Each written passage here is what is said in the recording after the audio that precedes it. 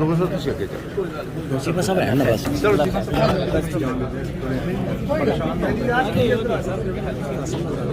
हो गया यार तुम मसला आ जाओ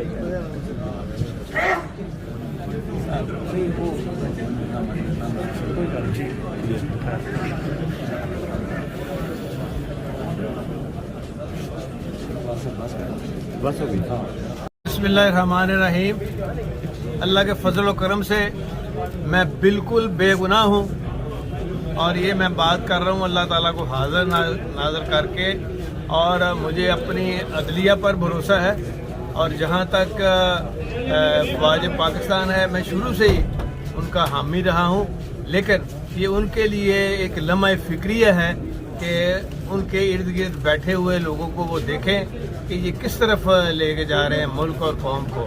और मैं ये समझता हूँ और मेरा मैसेज है तमाम पीटीआई के लोगों को कि अल्लाह के फजल करम से आप सच पे हैं, हक पे हैं, पाकिस्तान के लिए खड़े हैं, तो आप स्ट्रांग रहें, आपने बिल्कुल पीछे नहीं हटना, तकड़े हो जाएं बस इंशाअल्लाह ताला।